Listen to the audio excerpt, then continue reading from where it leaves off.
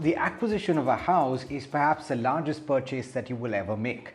And in fact, a lot of people dream about having, well, that home that they move into. Over the course of the last couple of years, perhaps more than the last decade and the years that went by, people have realized the importance of having their own personal space.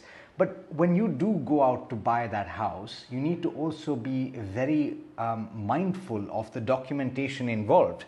So we decided to have a conversation about the checklist that you need to bear in mind, or the documents that you need to peruse before you decide to sign on the dotted line. Let me introduce my next guest. We've got Ravi Varma, who is partner at Link Legal. Thank you so much, Ravi, for taking the time. I'm sure there's going to be a large list to talk about, but what are the most important documents first, and the key traits of each of them? Evening, Alex. Yeah. See, the most important document that would be required to be seen is, of course, the present ownership title deed of the person who's selling you the property. So the first thing is to be seen whether it's a registered sale deed or a conveyance deed, and that he should have the original with him. And thereafter, going back, once you have established that the present owner has the original title deed or the sale deed with him in his possession, and he's able to show it to you, then you go back behind that sale deed to see how he acquired it and when he acquired it. Because the timing is important. One should, in a city like Delhi or Bombay or any of the metropolitan cities, 12 years or 13 years is the bare minimum that one has to go back and check the records of the owners. Suppose now today I want to buy a property and the person who's selling me has acquired it, say in 1995 or say 2000, it's more than 20 years. So I need not go back behind him, and maybe once behind him also, because from where he bought it, I must have that original title deed. So these are the two main documents which has to be seen immediately before you even think of signing on the dotted line. And the third is, suppose there can be a situation that the person has acquired the property through inheritance. You know, his father or his mother or somebody else was the owner, and after their demise, it has come to him or her. Then one has to see that how the person who's selling if they are all the children together, then of course it becomes a little simpler, because all of them would be signing a deed of sale in your favor. And if it's one of the children or the heir of the deceased owner, then one has to see how the other owners, co-owners, or the other brothers and sisters have relinquished their share in favor of the person who's selling you the property. And then there also has to be a survivorship or heirship certificate, which is normally issued by the municipal authorities. It say that so and so has 1, 2, 3, 4, and 5 heirs. So they name, so that ensures that the sellers are not hiding anybody who's not present there to sign the sale deed in your favor. So these are broadly the main documents which one should see immediately before signing on the dotted line. And then, of course, the proper due diligence of the property should be carried out through a lawyer to see that it has not been mortgaged to anybody and all those kind of things.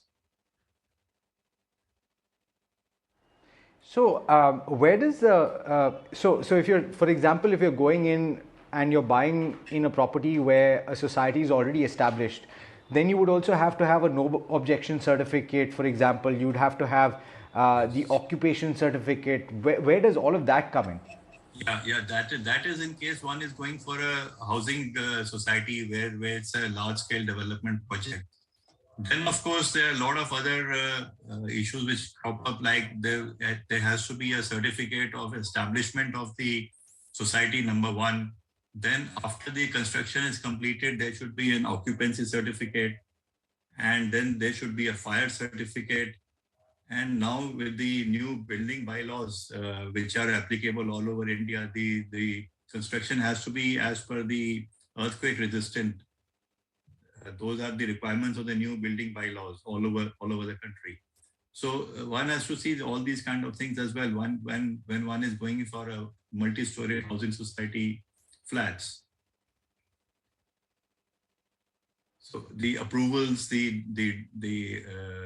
drawings which have been sanctioned by the authorities, and whether the construction is as per the sanction or not, all those things. But normally the builders would not go into so much details, because once you have an occupancy certificate and the fire certificate, and further that the unit that one is intending to buy is within the sanctioned building plan, then that should be sufficient.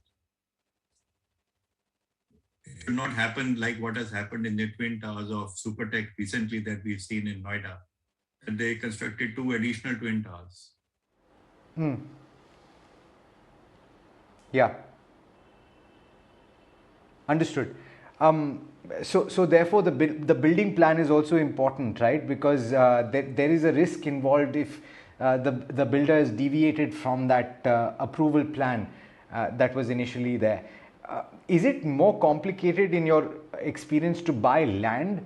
And what does one have to bear in mind? The Satbara is what they say is the most important document, isn't it? Satbara is used in Maharashtra probably, and every state has a different nomenclature of the same thing.